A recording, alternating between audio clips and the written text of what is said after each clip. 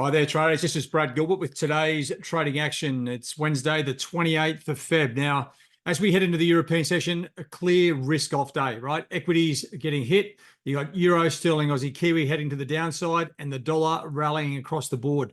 This is like really clear vanilla sort of conditions, right?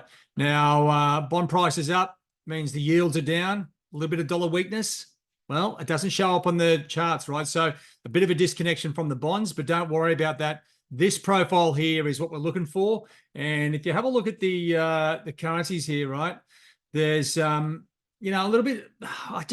There's a bit of a mismatch with what's going on now. The RBNZ, the catalyst for the dollar rally to me is the RBNZ, right?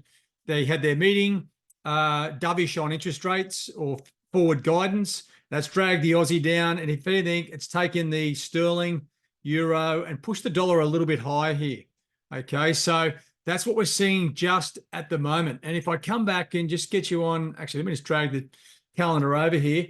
Just have a look at these numbers, right? The durable goods numbers, much weaker than expected. The S&P Case-Shiller, well, the month-on-month numbers were weak. The year-on-year was probably as expected or thereabouts, right? So to me, the durable goods being that weak, I would have expected, the dollar to fall a bit, probably equities up, but we didn't sort of really see that action. Now, as I said, the RBNZ kept rates on hold, but they are dovish, and probably the first central bank to come out and call it what it is, right? A lot of these economies have really stalled and are struggling.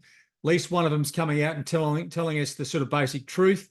When we sort of scroll down here, right, now the markets, as I just showed you the charts, they aren't doing a lot. Now we've got the GDP numbers coming out of the US.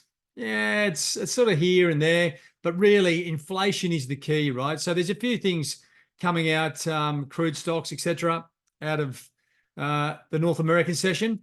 But really, just understand the market, the key players, right? They wait for the key events. And what I'm talking about is Thursday PCE price index, personal income, personal spending comes out at the same time.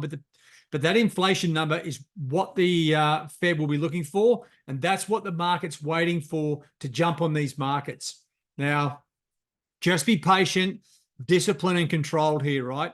It's like a war of attrition. I know it feels like things aren't happening and you're probably not sort of tucking away some cash, but don't get suckered into anything unusual just because the markets aren't moving.